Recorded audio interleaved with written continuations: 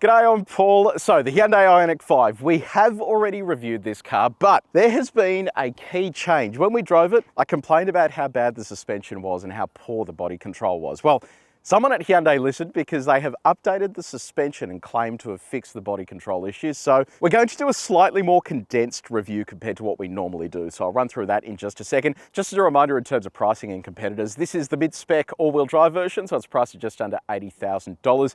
This competes with things like the Kia EV6, the Genesis GV60, and the Tesla Model Y as well. So today, it's going to be a slightly less detailed review, but if you do want to skip ahead to other parts of this review, you can use the time codes on the screen.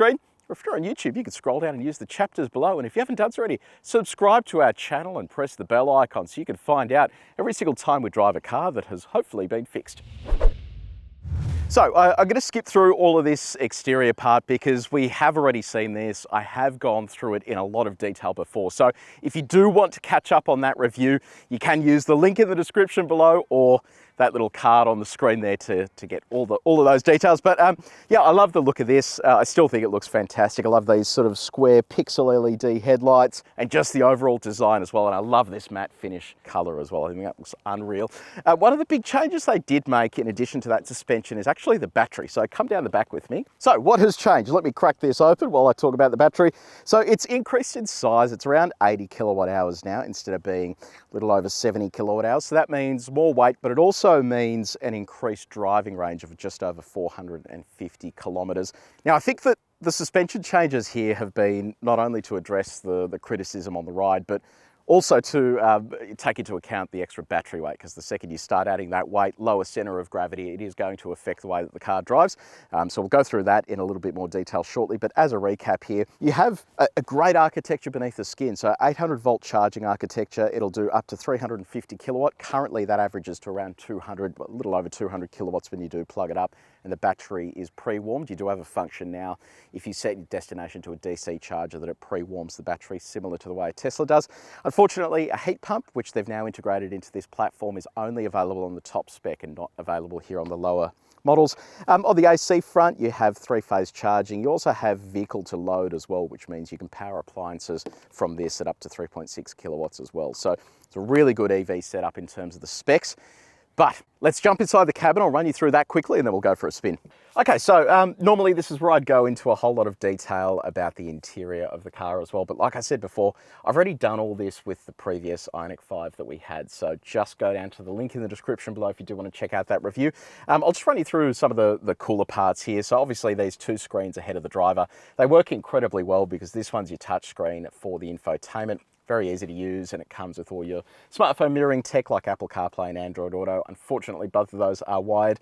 AM, FM, DAB, digital radio, Bose sound system. But what is pretty cool here, this actually has a head-up display now, so it means that you can obviously get the contents of a head-up display ahead of the driver. But it also has augmented reality, so when you do have a navigation destination set, you'll see it appear on the screen ahead of you and give you a better idea of where you need to turn. So I do quite like that technology. They have also introduced, which isn't on this car here, but digital mirrors similar to the digital mirrors we've seen on the GV60. So not a huge fan of those, but I'm keen to have a drive of this with the digital mirrors to see exactly how that performs. But outside of that, yeah, funky interior, really well packaged in terms of space inside the cabin here. And I think they've done a really great job with the design and making this feel premium. This feels way more premium than any Tesla product. So when you do compare those two in terms of price, this feels significantly better than a Tesla on every single front there. So I did promise I would keep all of this brief. Like I said, if you want more detail, go to the other review, but let's hit the road and see whether they have actually fixed the suspension for the better. So we've just hit the road in the Ioniq 5. So I'll give you a run through of all the stats because it has changed a little bit here. As part of that battery becoming bigger, they've also rolled out a little bit more power and torque. So there's 14 kilowatts more power that produces a combined 239 kilowatts of power and just over 600 Newton meters of torque. And that's split between two motors, one on the front axle, one on the rear axle. The entry-level version of the Ioniq 5 is just rear-wheel drive, whereas mid-spec up is all-wheel drive. So it simply means you get one motor up front, one motor at the rear. Motor on the front axle generates 74 kilowatts of power, so a slight increase over last time, and then the motor at the back is just over 160 kilowatts of power, and they combine to give you that power output. So yeah, in terms of behind the wheel, does it do all the EV stuff?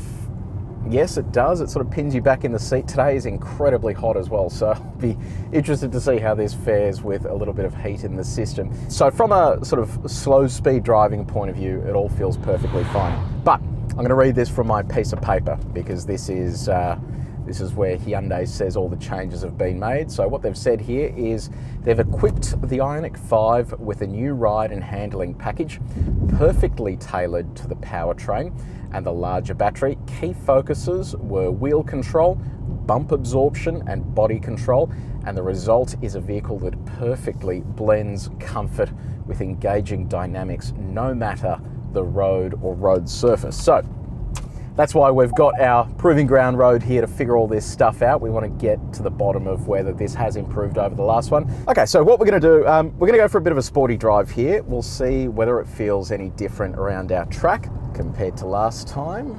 Brakes aren't too bad, which is great. Slot it through here.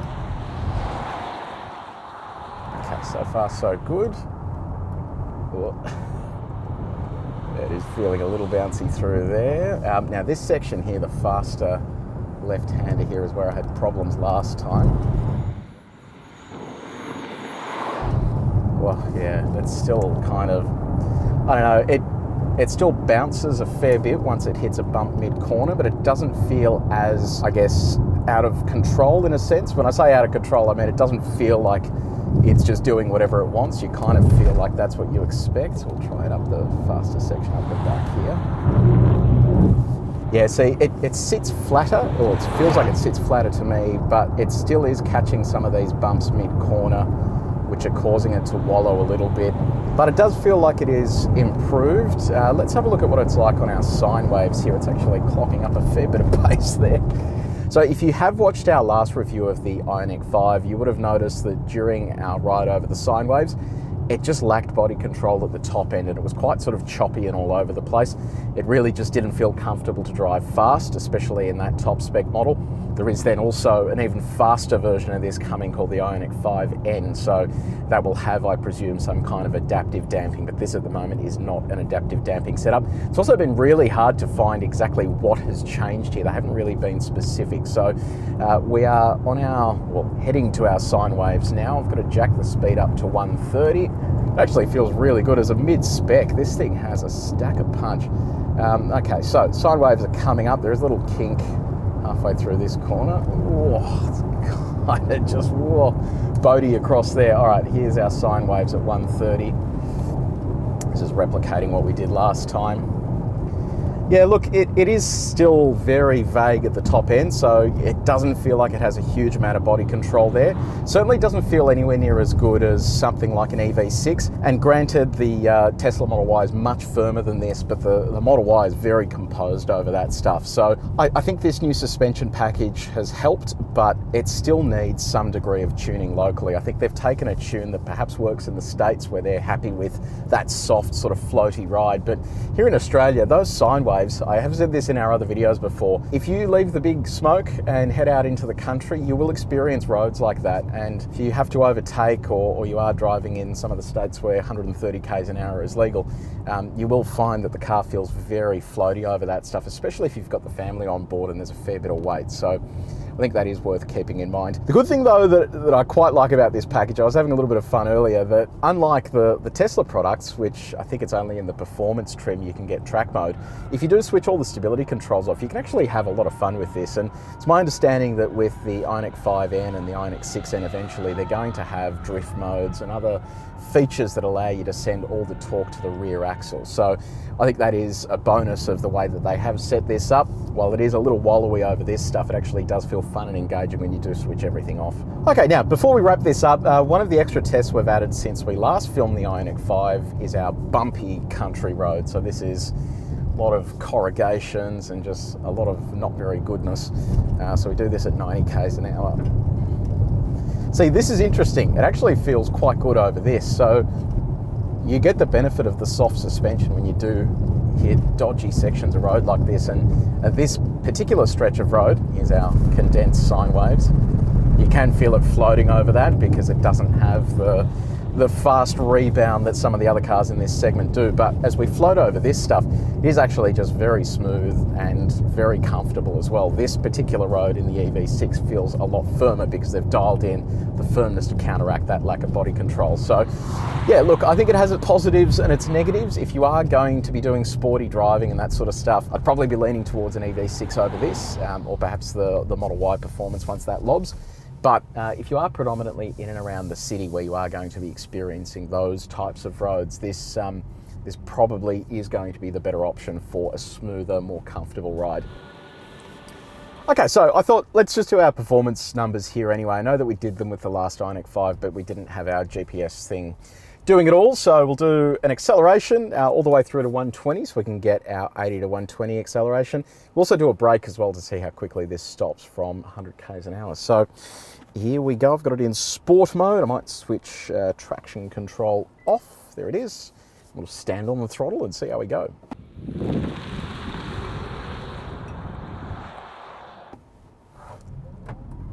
Yeah, it feels nice once it gets up and moves. So there's 100 and 120. So we'll look at what the numbers look like. Okie dokie, so 0 to 100, 5.3 seconds, and 80 to 120, 3.5 seconds. So not a bad effort there. Okay, so we're gonna stop from 100, so we'll dial up 100 k's an hour. There it is there. Get our marker.